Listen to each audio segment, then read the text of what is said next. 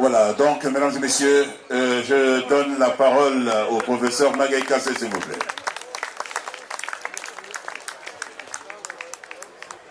Merci beaucoup, mon cher Parfait. Mesdames et messieurs, chers invités, avant toute personne, je voudrais saluer le ministre Sambassi, ministre du Travail et des Relations avec les institutions, qui est venu ici à plus d'un titre, dont je garde le plus intéressant. C'est mon ami, c'est notre ami. Monseigneur, Dieu vous bénisse pour vos prières. Monsieur l'imam, de même, les notables d'Ongor. Et je voudrais saluer également Alassane Diali Ndiaye. Je n'écorche pas le nom, n'est-ce pas? Merci beaucoup d'être là. On m'a signalé que notre ami Vaziz Diop est dans l'assistance. Et comme on le connaît, il est d'une discrétion absolue et il se cache. Mais on l'a retrouvé. Vaziz, tu es où? Un prix à celui qui va le découvrir. Je vous remercie d'avoir bien voulu répondre à notre invitation à marquer de votre présence cette 14e édition de la Biennale d'art africain contemporain, dont le thème est Indafa, forgé, en langue nationale sérère. On m'a dit d'ailleurs qu'un sérère pontin m'a dit que forger ne suffit pas pour traduire Indafa, c'est forger ensemble, c'était encore mieux. Notre ami Abdoulaye Diallo, que je ne remercierai jamais assez, et moi-même, nous avons décidé aussi d'avoir une pensée pieuse pour quelqu'un qui me l'a fait découvrir et qui s'appelle Salui Ndong. Et nous lui rendons hommage à cet instant solennel. Il y a une salle qui lui est dédiée et je demande au Créateur de bien l'accueillir dans son paradis.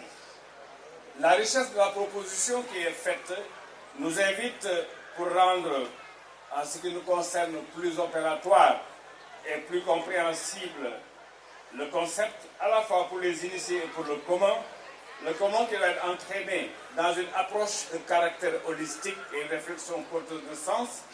Nous avons décidé d'interpréter à notre façon le thème de la Biennale de cette année. Nous pensons qu'il y a une nécessité de faire de l'art un outil de compréhension du monde dans la diversité de ses situations posées et souvent imposées à l'humain, sans que lui-même n'en comprenne ni la genèse, ni le développement, encore moins ses conséquences. Je voudrais souligner ici, pour ce qui me concerne, que je suis loin d'être un adepte de l'art pour l'art. Je mérite plutôt pour tous ceux qui, dans l'art, aident à comprendre le monde tel que je viens de l'évoquer. Parce que l'art, dans toutes les dimensions, dans tous les domaines de sa manifestation, porte un message, il est transmission d'émotions, de sensations. Et sous ce rapport et dans notre monde d'aujourd'hui, soumis à des convulsions de différents ordres que l'homme subit sous beaucoup de cieux, l'art occupe une fonction centrale, entre autres fonctions, celle de transmettre des émotions caractéristiques de l'humain. Cette fonction est cathartique. L'art fait voyager à travers le temps et l'espace. Il renseigne sur l'évolution de notre humanité, depuis les peintures rupestres que vous pourrez regarder tout à l'heure dans l'espace de Abdoulaye Diallo, et porte donc témoignage pour inciter dans le même temps à la réflexion. L'art est partage, il est maïétique, c'est-à-dire l'art de conduire à découvrir et à formuler des vérités. Il suscite des réflexions porteuses de sens dans les questionnements qui aident à toucher et se révèle dès lors un éveilleur de conscience. Sous ce rapport, l'artiste devient tisserand avec sa navette multidimensionnelle. Il tisse, comme en attestent tous les domaines que sont ses champs, les fils qui relient et reconstituent notre humanité avec elle-même. La littérature, la musique, les arts de la scène, les arts visuels, etc.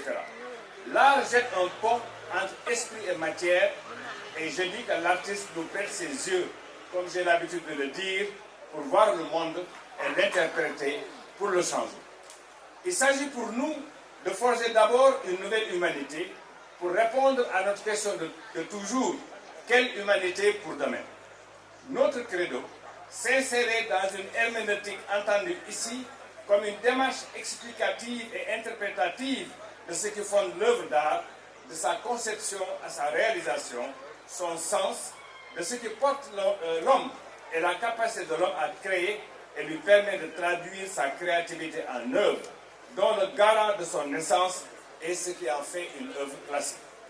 La créativité comprend entre autres l'idée d'imaginer et de construire de manière permanente du neuf, loin de la banalité. Elle suggère des capacités de faire naître des idées grâce à l'imagination constructive orientée vers le nouveau. Et ce processus a commencé avec la domestication du feu, qu'il faut rendre à sa fonction première.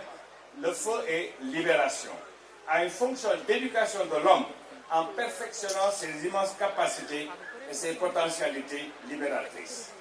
Et alors, le feu devient métaphore opératoire. Sa maîtrise et son utilisation, comme l'a fait Prométhée, de la légende pour forger des humains, renvoie à la capacité de l'homme à inventer, à créer. Et la créativité conduit à la spiritualité, une filiation directe dans l'esprit et ce qui le porte. Je parle ici de spiritualité au sens de transcendance à partir d'une aspiration vers un absolu, d'une intériorisation, d'une connaissance de soi et de sagesse. Là, le feu est donc, disons, cette spiritualité et quête de sens. Et cet énoncé se trouve dans toute conception qui rend concrète une idée, celle du monde par exemple dans lequel nous apparaissons en tant qu'être doué de raison, d'intelligence, c'est-à-dire de compréhension, mais aussi de sensibilité. Nous nous engageons dans cette interprétation de l'art, qui est le thème de la Biennale, en partant de rien pour visiter notre mémoire individuelle et collective pour trouver les moyens nécessaires à une tâche devenue urgente à accomplir. La mémoire nous sert de levain pour forger et construire un monde nouveau, et c'est le credo de notre très cher Oumoussi avec sa performance, comme le très beau film de Dani Kouyaté qui met en scène la petite fille de Soundiata Keita pour retrouver une mémoire perdue. Je vous recommande fortement de regarder ce film Soleil.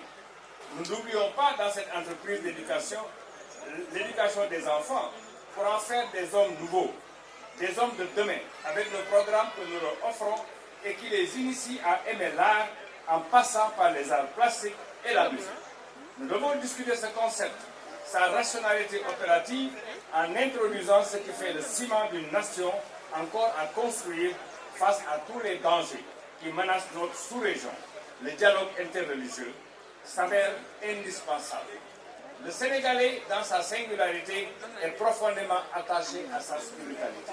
C'est le ciment de notre commun vouloir de vivre nos différences vers plus de paix et de concorde, sans lesquelles il est illusoire de forger une nouvelle humanité faite de respect et de tolérance.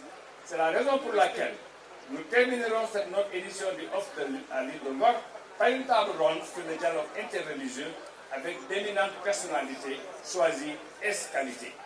Mesdames et messieurs, distingués invités, c'est à ce banquet que nous convie Abdoulaye Diallo et son commissaire dans ce programme Off pour continuer, comme nous l'avons dit, à faire de l'île de Ngor une œuvre de culture.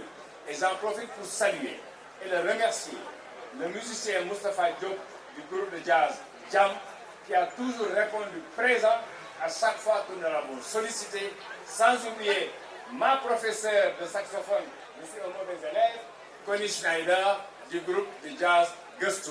Je vous remercie de votre attention. Merci, merci professeur, bien dit. Vous avez bien fait de rappeler que cette activité s'inscrit dans le cadre des activités off de la Biennale de l'art contemporain africain, 14e édition. En tout cas, merci beaucoup.